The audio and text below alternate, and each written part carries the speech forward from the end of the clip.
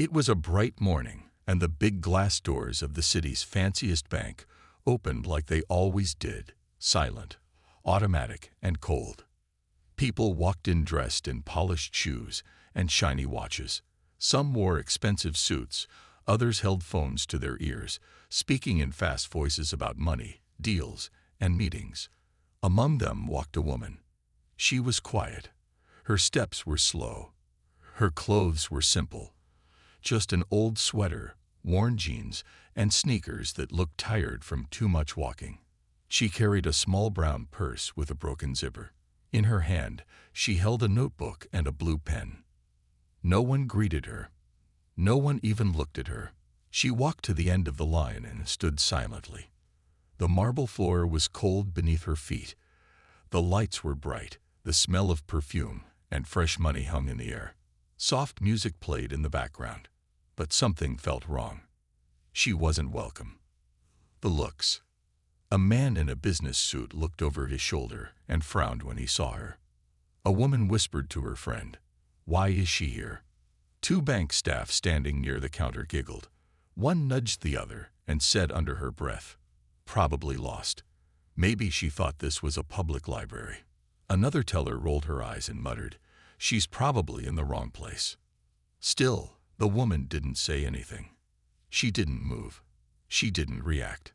She just waited. The small notebook. After a few minutes, she quietly opened her notebook. Her fingers moved slowly, carefully, as if every word mattered. She looked around the room and wrote something. Then she closed the notebook again and held it close. The man in front of her took a step forward to keep distance. He didn't want to stand too close to someone who looked poor. But the woman didn't seem to notice. Or maybe she simply didn't care. A nervous intern. Behind the counter, a young intern named Lily was watching. She wasn't laughing. She wasn't judging. In fact, she looked worried. She had seen this kind of thing before. People treated badly because of how they looked. Lily leaned over and asked her supervisor, "Should we ask her if she needs help?" Her supervisor, a tall man with shiny glasses, scoffed. "She can wait like everyone else, if she's even supposed to be here."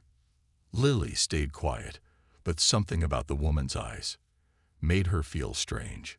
The bank manager arrives. Then, from the glass office upstairs, the bank manager walked in. His name was Mr. Rowland. Tall, confident, sharp suit, loud voice. He walked like he owned the place, and in a way, he thought he did. He walked past the line, shaking hands, smiling at the rich clients. Then he saw her. He paused. His smile faded for a moment.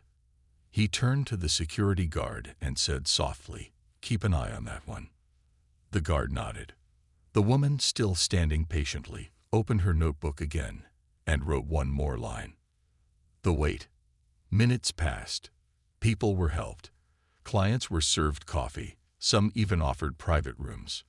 But the woman in the old sweater remained at the end of the line. Her feet were starting to ache. But she didn't complain.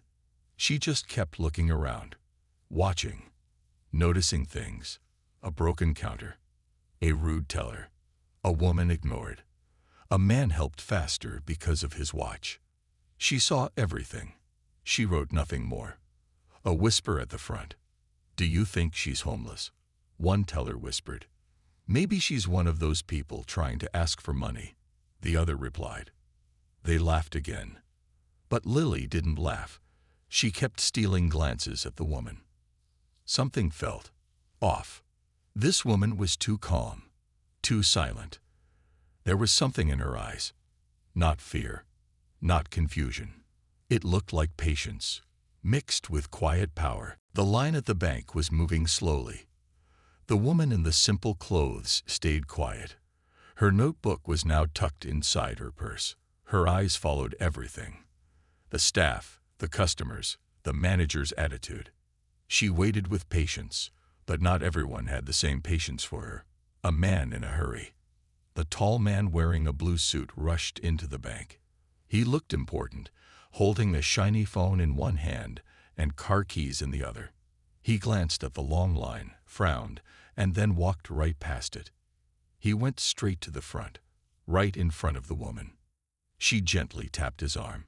"Excuse me, sir," she said politely. "I've been waiting." The man looked down at her, annoyed. "Do you know who I am?" She replied softly, "No, sir, but there's a line, and I'm next." The man turned to the teller and waved his card. "Gold client. Take care of me now." The staff's reaction.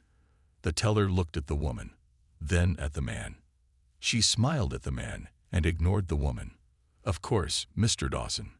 Please, come right in," she said sweetly. The woman stood quietly. She didn't argue. She didn't shout. But her eyes didn't look away. She watched as the man was led to a private office. The staff began whispering again. Why is she still here? Maybe she doesn't understand how banks work. People like her always cause drama. The manager steps in. Mr. Rowland, the bank manager, noticed the small scene. He walked over, loud enough for others to hear. "Ma'am, is there a problem?" he asked, pretending to be helpful. "No problem," she replied calmly. "I just asked the man to wait his turn." Mr. Rowland forced a smile. "This is a private bank, and our priority clients have special privileges. Maybe you'd be more comfortable at a different branch." The message was clear. You don't belong here. The woman simply said, "I'm fine here." Mr. Rowland's smile dropped slightly. "Are you refusing to leave?" The security guard stepped closer. People were watching. Phones were starting to record. The embarrassment. A small crowd had gathered. Some customers were curious. Others were amused. Why is she making a scene? She's being difficult. She should just go. Mr. Rowland spoke louder, trying to control the room. "This woman is disturbing our service. Please escort her out." The security guard gently touched her arm. "Ma'am, please come with me." The woman looked up and said softly, "You are making a mistake." Mr. Rowland smirked.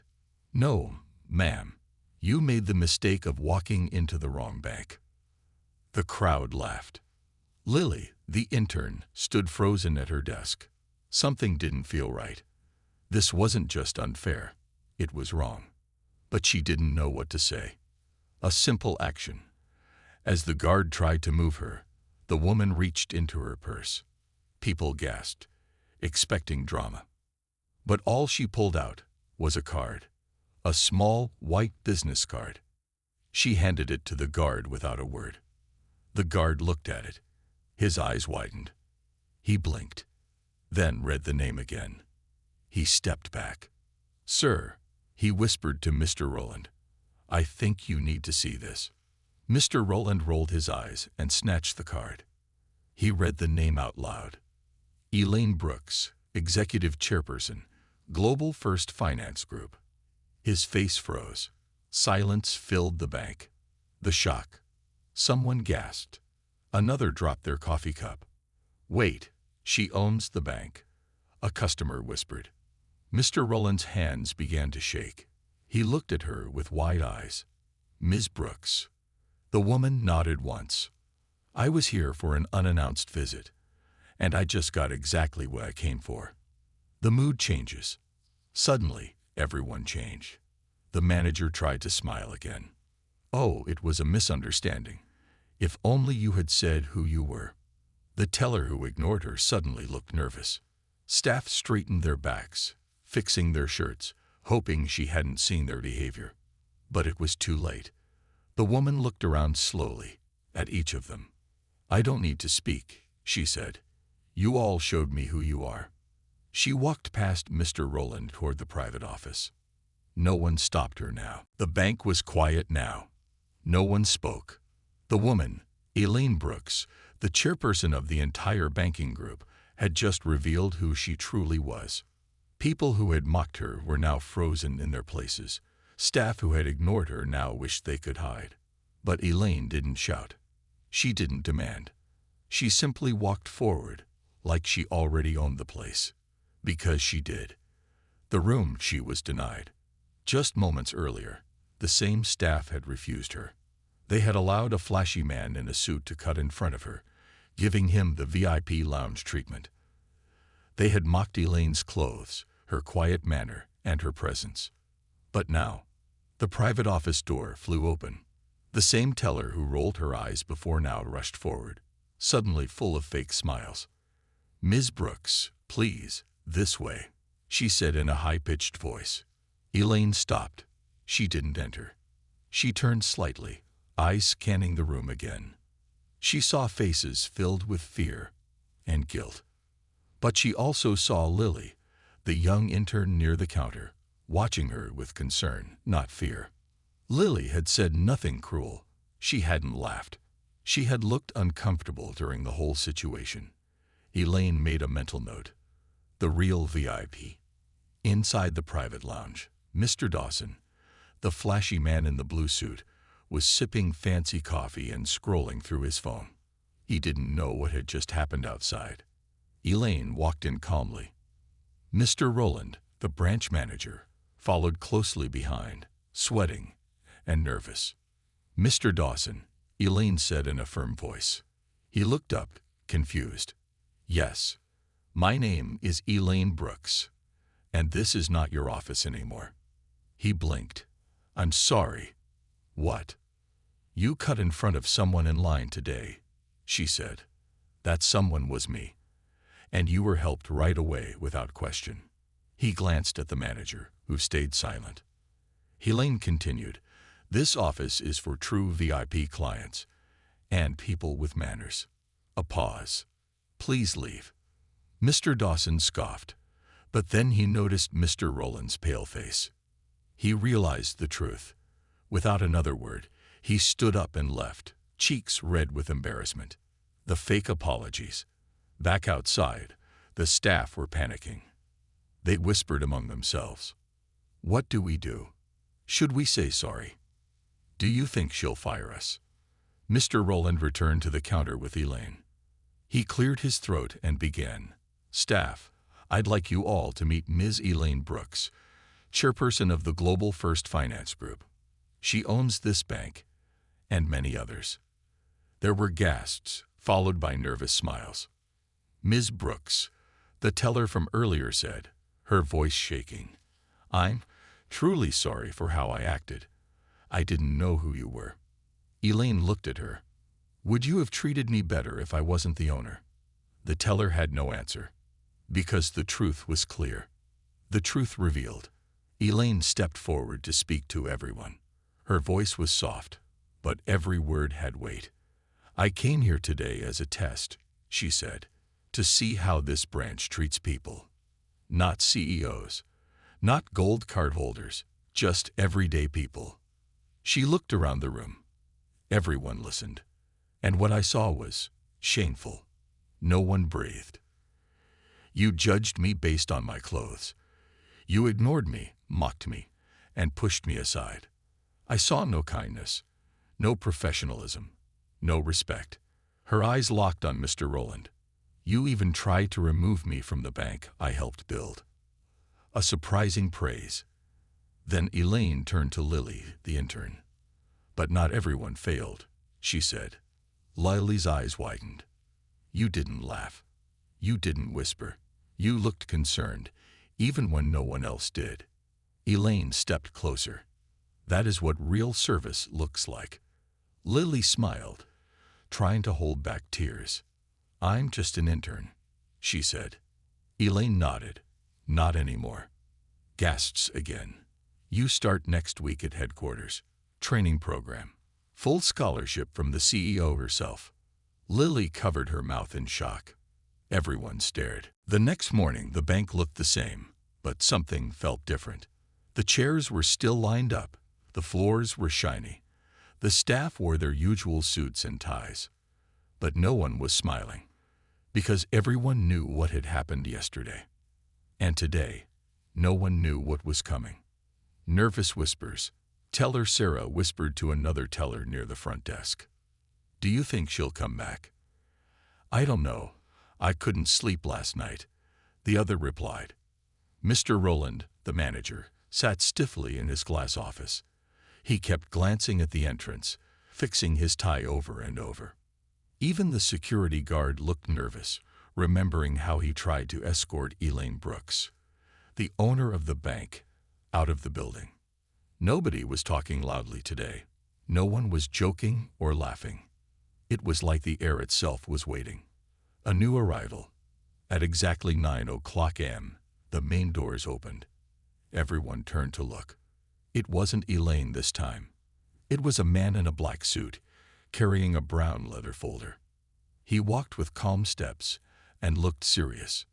Not angry, just focused. He approached the front desk and spoke in a deep voice. "I'm looking for Mr. Rowland." Sarah quickly called the manager. "Sir, someone's here for you." Mr. Rowland stood up, trying to look confident, but his hands were already sweating. The official letter. The man sat in the manager's office across from Mr. Rowland. He opened the brown folder and placed a document on the table. "What's this?" Mr. Rowland asked, already fearing the answer. "It's an official order," the man replied. "From Ms. Elaine Brooks herself." Mr. Rowland picked up the letter. His face turned pale as he read the first line. "Effective immediately, the following changes are to be made at this branch." He kept reading, and with every word, his shoulders dropped. The list of changes, the letter included. "Mr. Rowland is suspended pending investigation. Teller Sarah is placed on review. All staff must attend emergency ethics and behavior training. The branch is under special supervision for the next 30 days. Mr. Rowland looked up. "But I've worked here for 12 years. The man shook his head. 12 years of work doesn't excuse one day of bad judgment. Mr. Rowland tried to protest, but she never told us who she was. She didn't have to, the man said. You were supposed to treat her with respect anyway. News spreads fast. As soon as the man left Mr. Rowland's office, the staff knew something had happened. Sarah saw the folder and whispered, "It's true. It's happening." The security guard stood straight, pretending to look busy, but sweat was rolling down his forehead. Whispers turned into silence. Then the man walked toward Lily, the intern. "Are you Lily?" he asked. She nodded. He handed her a small envelope. Lily opened it slowly.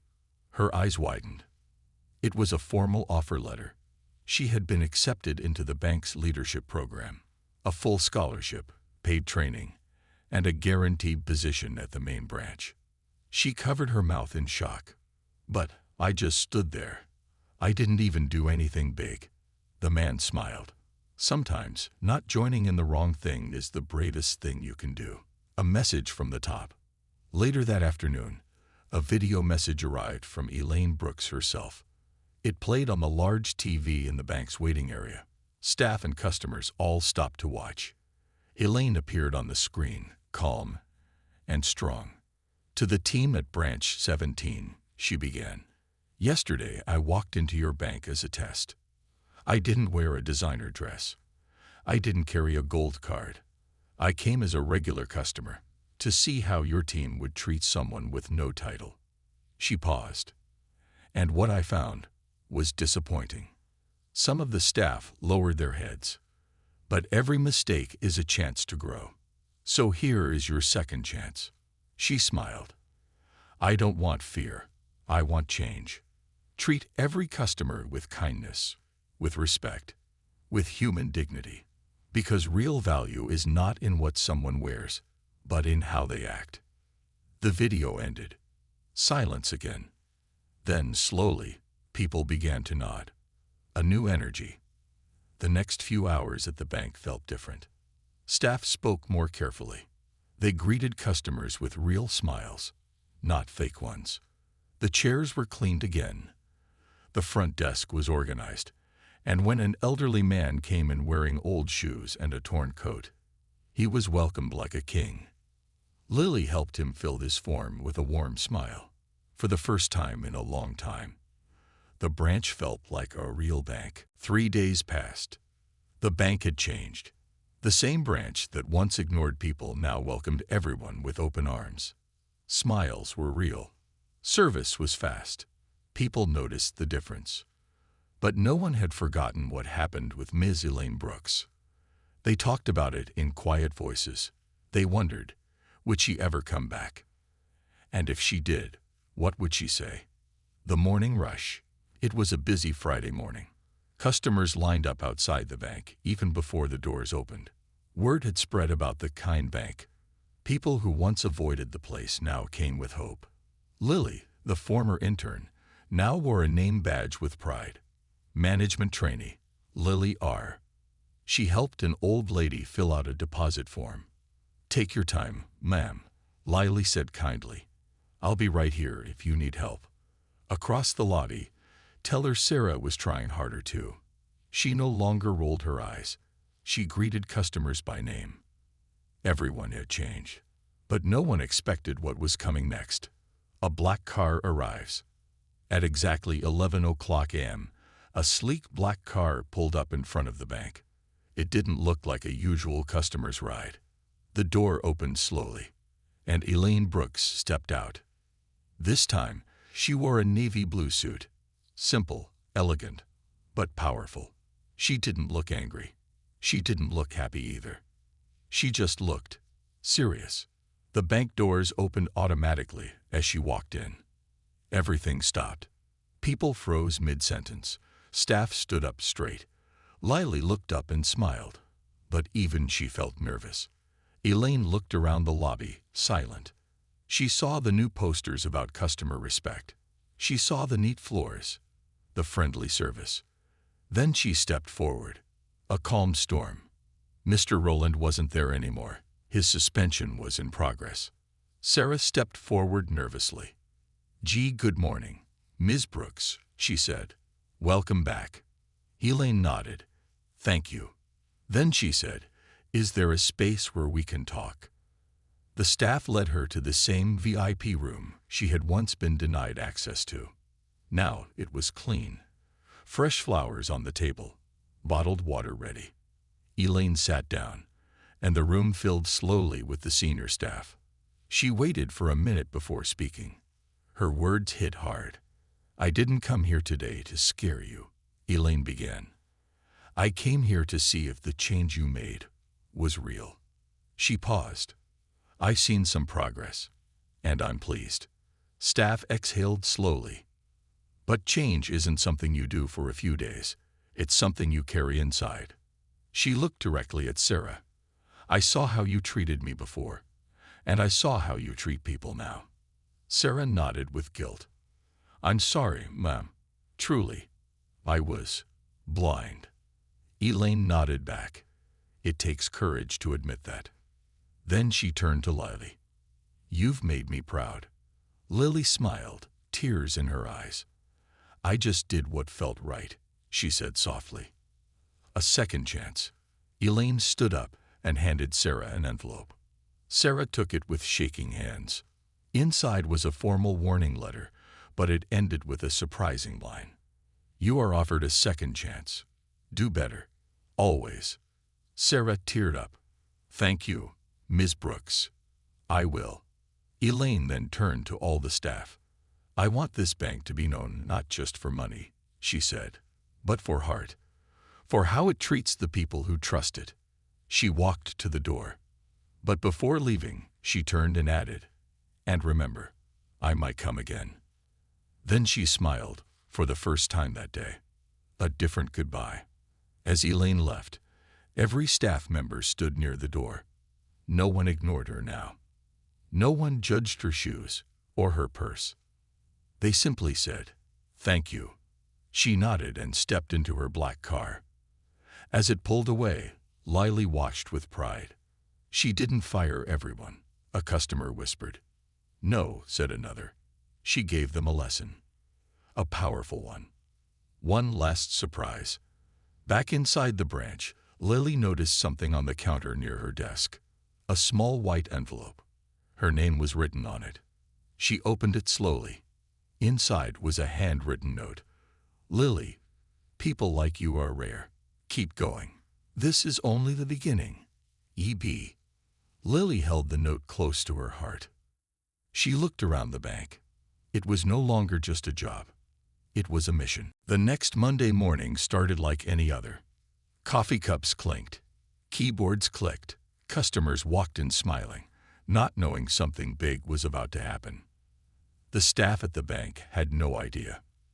They didn't know that every moment, every step, was already being watched. Because while they were busy trying to change, someone else had already been watching them from the start. The It Guy's secret visit. Late Sunday night, when the branch was closed, a man in a gray hoodie walked in through the side door. He wasn't a thief. He was from Elaine Brooks' private IT team. He came with a laptop and a small black suitcase. Quietly, he connected to the bank's security system. For hours, he downloaded video clips. From behind the counters, the manager's office, the waiting area, every angle. Then, just before sunrise, he left. Not a single staff member saw him, and by Monday morning, the footage was already on Ms. Elaine Brooks' desk. The truth comes out. At exactly 10 o'clock a.m., Elaine sat in her private office at the headquarters. Her assistant entered. "All the video footage is ready," she said. Elaine nodded. "Play it." They started watching. The first clip was from the day Elaine had walked into the bank in simple clothes. They saw Sarah roll her eyes. They saw the security guard hesitate to let her in. They saw the manager wave her off without even looking up. Elaine didn't say a word. She just watched. But then, something different. The next set of clips showed the days after Elaine's visit. Now, the staff looked different. Sarah smiled at customers. The guard held the door open, even for an old man with a shopping cart. Teller Mark was seen helping a young boy fill out a form. Elaine leaned forward. Then came the footage of Lily. She helped a woman who didn't speak English well. She even gave her own pen to an elderly man who had shaky hands. Elaine smiled slightly. "There it is," she whispered.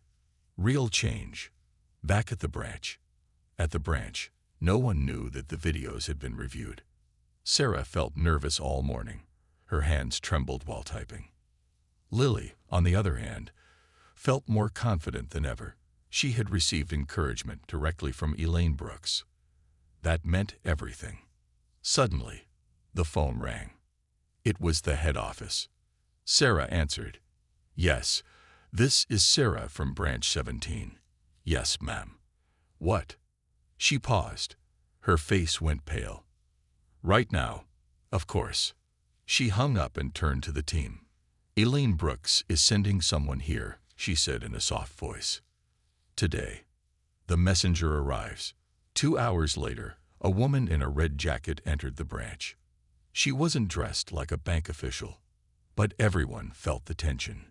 She walked straight to Lily. "You're Lily, correct?" "Yes," Lily said, standing. The woman handed her a small tablet. "Ms. Brooks wants you to play this video for the entire staff. Right now." Lily nodded and quickly gathered everyone in the staff meeting room. The video everyone needed to see. The screen lit up. Elaine Brooks appeared, sitting behind her desk. Her voice was calm, but strong. "I've now seen everything," she said. "The good, the bad, the honest, and the fake." The staff stood quietly, not even breathing. "You thought I only tested you once," she continued. "But you've been watched since the day I left." Eyes widened. "You changed your behavior. And for some, I'm proud. For others, I'm still watching." She smiled lightly. "But one thing is clear. This branch can change." Then came surprise number 2. Clips from the security footage began playing on the screen. Everyone saw themselves. Mark helping a child. Sarah apologizing to a customer. Lily helping an old man sign a check. Some staff looked away in embarrassment. Some smiled. Some stood frozen. Elaine's voice continued. "This isn't about punishment. It's about who you become when no one's watching." Special announcement. The video ended with one final message. Lily Richards is officially promoted to assistant manager of Branch 17. Gasps filled the room. Lily's hands covered her mouth. She couldn't believe it. Everyone clapped, even Sarah. Elaine's voice ended the message. Real leadership starts with respect. Lily showed that. The rest of you still have time. A new kind of respect. After the meeting, the energy in the bank changed. No one looked down on anyone now. They looked up to Lily, not because of her new title, but because she earned it. She walked through the branch humbly, greeting everyone like she always did. But something had changed. Now, they greeted her back, with real respect, with real kindness, because now, they knew, they were being watched, not just by Elaine, but by the world. 1 week had passed since Lily's promotion. The news spread quickly, not just inside the bank, but across the entire city. A woman who had once stood quietly in line now sat in the assistant manager's chair. Some people celebrated. Some felt ashamed. And some were inspired. A new morning. It was Tuesday morning. Sunlight poured through the clean windows of Branch 17. Fresh flowers were placed at the front desk. Lily walked in early, just like always. She wasn't wearing fancy clothes. No heels. No designer purse. Just the same calm smile and a heart full of purpose.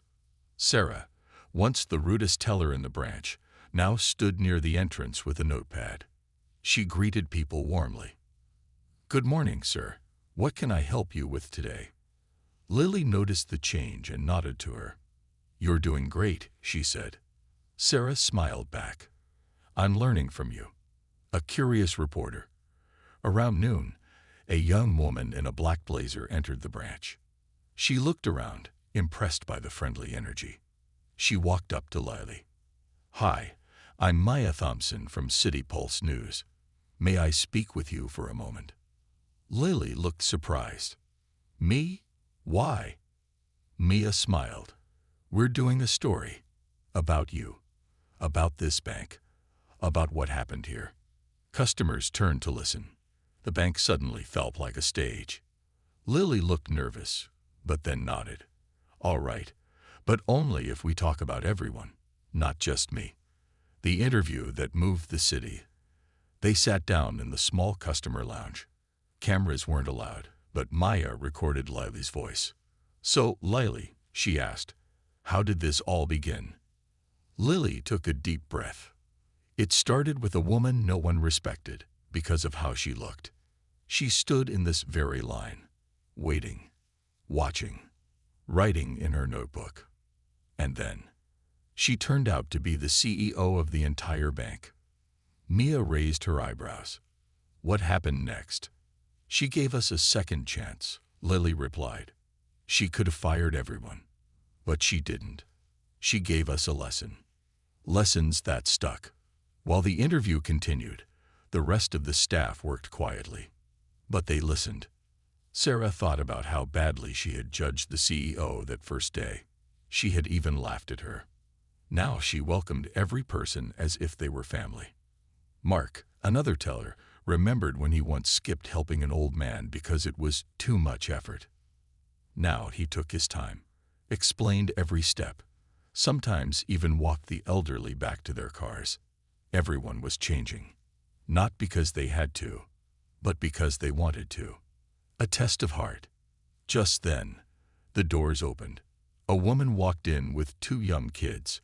Her clothes were messy, her hair undone, her hands full of papers. She looked lost. Some customers began whispering, but not Lily. She stood up and walked straight to the woman. "Hi," she said softly. "You look like you could use a seat." The woman nodded, almost in tears. "I'm trying to open a small account, just for my kids. But other banks, they look at me like I don't belong." Lily smiled. "Well, this is your place now." She turned to the team. "Let's help her, please." And they did. Together. A message from Elaine. That evening, as the branch prepared to close, Lily received an email. It was from Elaine Brooks. She opened it with trembling fingers. Subject: "You did it. Dear Lily, I watched the interview. I saw the way you handled that mother and her children. I saw the kindness in your team, the patience, the care. You've made this branch something special. And because of that, we're not done yet. Tomorrow morning, something big is coming. Be ready. Elaine Brooks. Lily stared at the screen, breathless. What could it be now? The whole city watches. The next morning, outside Branch 17, a crowd had gathered. News vans, cameramen, people holding signs that read, "Kindness lives here. The bank that changed. We believe in Lily." Inside, the staff stood nervously behind the counters. Elaine Brooks had arrived. She walked in wearing a navy blue suit, just like the first time. But this time, she wasn't quiet. She spoke loudly so the cameras could hear. "This branch," she said, "was once broken. But today, it is the heart of our company. Because one woman believed in respect when no one else did." She looked at Lily. "And now, it's time to give her more." The shocking announcement. Elaine pulled out a letter and handed it to Lily. "Read it," she said. Lily unfolded the paper. Her hands shook. It read, "We are proud to promote Lily Richards to branch manager of Branch 17, effective immediately." Gasps, cheers, tears. Even Sarah clapped with a proud smile.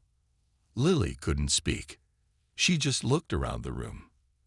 At the staff who had once ignored her. At the customers who now smiled at her. At the CEO who had trusted her. She whispered, "Thank you for believing in me." Elaine stepped forward and hugged her. "You believed in yourself first," she said. The news of Lily's promotion spread like wildfire. TV channels ran the story. From ignored customer to bank manager, the woman who changed everything. Social media was full of pictures of Lily standing beside Elaine Brooks, smiling with proud but humble eyes. But the biggest change wasn't just in Lily. It was in the people. A schoolteacher's visit. The day after the announcement, a middle-aged schoolteacher named Mrs. Harris walked into Branch 17. She stood near the entrance, clutching a small envelope.